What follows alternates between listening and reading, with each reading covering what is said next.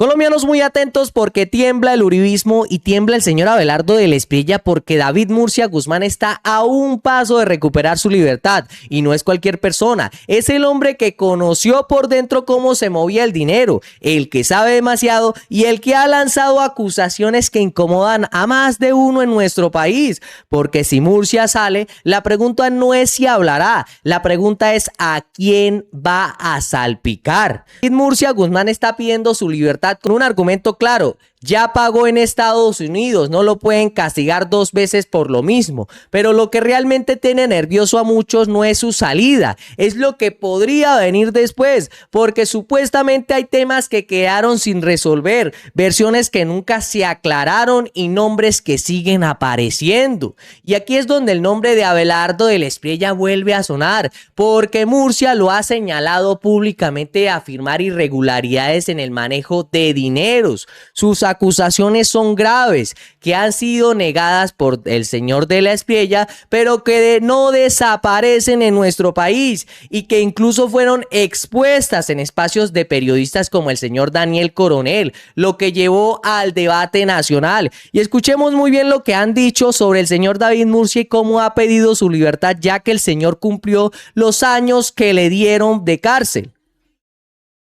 Mauricio, hay noticias también de David Murcia Guzmán, el cerebro de esa pirámide de DMG. ¿Qué fue lo que pasó? Sí, el promotor de la entonces captadora de dinero DMG, pues lo que hemos conocido es que solicitó formalmente la libertad ante el juez octavo de ejecución de penas de Bogotá. Lo hizo precisamente a través de su abogada Sondra McCollins, que alegando que ya cumplió, ya pagó esta pena que en su momento se le impuso de 22 años de prisión en Colombia. Y es que dice que en su oportunidad cumplió cerca de 10 años cuando fue extraditado en los Estados Unidos. Está siendo, además, dice su defensa, juzgado 2 veces por los mismos hechos, y ante todo ese escenario, el tiempo cumplido en Estados Unidos y el que ya lleva en Colombia, puede recuperar la libertad. Ahora será entonces un juez de ejecución de penas quien tome la última decisión al respecto de su abogada.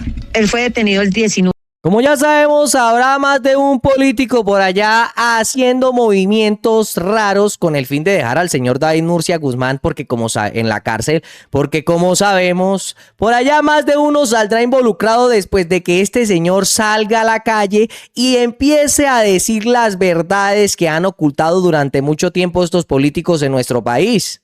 9 de noviembre del 2008, fecha en la que inició su prisión en Colombia. Se extraditó después de que lo condenaron aquí en Colombia para los Estados Unidos para pagar el mismo delito. Allá tuvo una condena de 10 años, el que pagó además de unos meses en migración. Por lo tanto, ese tiempo debe ser conmutado. Una pena que finalmente en Colombia quedó por casi 23 años de prisión. Y regresó a Colombia en el año 2017. Tiene suficiente tiempo para recobrar su libertad en este momento, y lo justo, lo legal, lo constitucional sería que se le otorgue la libertad inmediata, por cuanto fue condenado 2 veces por los mismos hechos y es el único colombiano que está en esa situación en este momento. Dijo el señor David Murcia Guzmán con Daniel Coronel, muchas fichas se han movido y eso con el fin de dejar a este señor en la cárcel y que no revele muchas cosas que él sabe. Entonces la duda queda en el aire. ¿Qué pasaría si Murcia habla sin restricciones? ¿Repetirá lo que ya dijo o irá más allá? Porque cuando alguien estuvo en el centro del escándalo y decide hablar, muchos empiezan a preocuparse. Y como ya sabemos, eso ha pasado muchas veces en nuestro país. Pero hay algo más, algo que vuelve a encender las alarmas. Una investigación de Noticiero 1 hace algún tiempo puso bajo la lupa la Fundación FIPAS. Según esa fundación, presidida por el señor Abelardo de la Espriella, habría recibido más de 776 millones de pesos en el 2004. Recursos que según esas versiones estarían relacionados con las Autodefensas Unidas de Colombia, un tema extremadamente delicado en nuestro país, que ha sido objeto de controversias y de explicaciones y también de rechazos, pero que sigue ahí como una sombra que no se borra. Y escuchemos muy bien lo que dijeron en aquel momento sobre el señor Abelardo de la Espriella y esa fundación relacionada con grupos paramilitares. Y luego este señor se vende como un protector de la patria en nuestro país. El año informativo empieza con un hallazgo que seguramente tendrá grandes desarrollos. Noticias no tuvo acceso a la contabilidad de las Autodefensas Unidas de Colombia durante los meses en los que funcionó la zona despejada de Santa Fe de Ralito. Las cuentas de los paramilitares muestran que hicieron aportes multimillonarios a una fundación presidida por el abogado Abelardo de la Espriella y también registra pagos a por lo menos 3 periodistas. Arnulfo Méndez. María Cristina, las notas de contabilidad de los paramilitares muestran pagos efectuados a la Fundación FIPAS, que promovió un referendo para prohibir la extradición de paramilitares, y varios comunicadores sociales cuyos nombres revelaremos mañana una vez se consulte su versión sobre estos pagos. El informe contable de los paramilitares en Santa Fe de Ralito revela los aportes que cada comandante hizo a un fondo común del que sacaron dinero para cancelar, entre otros, la llegada de Salvatore Mancuso al Congreso de la República, construcciones, publicidad, periodistas y foros universitarios. En el informe correspondiente al 7 de octubre de 2004, presentado por Jairo Andrés Angarita, conocido como el comandante Andrés, asesinado en diciembre de 2006, revela que a la fecha cada comandante había entregado 2 aportes, uno de 30 millones de pesos y otro de 50, y entre ellos aparecen como deudores morosos Arroyave con 50 millones y De Vecino con 35 millones. Otro de los puntos que detalla la contabilidad del comandante Andrés es el costo de la visita de los jefes paramilitares al Congreso de la República en julio de 2004. 15 millones de pesos en relaciones públicas, 55 más en compra de dotaciones y apoyo logístico, otros 2 en pasajes, hotel y viáticos de Andrés para un total de 72 millones de pesos. El informe también corrobora las declaraciones entregadas por René Zorrilla a la Fiscalía sobre los pagos al Foro Universitario de Cali, que según el testigo fue coordinado por el abogado Abelardo de la Espriella. 256 millones de pesos en abril de 2005 y 420 millones más en mayo del mismo año. También aparece el pago de 70 millones de pesos a un ingeniero por concepto, construcción, sala de conferencias, casa rural, iglesia, seguido de otros 2 pagos por 12 y 47 millones, además de 14 millones para la red telefónica del salón de conferencias en 2 pagos de a 7 millones de pesos para un total de 143 millones. De los aportes entregados por los comandantes paramilitares, 173 millones de pesos fueron invertidos de acuerdo con la contabilidad en la adecuación de la Oficina de Conciliación por la Paz de Santa Fe de Ralito, además de pagos a meseros y compras en Medellín para el Estado Mayor de las Autodefensas, así como gorras, camisetas y pancartas, entre otros.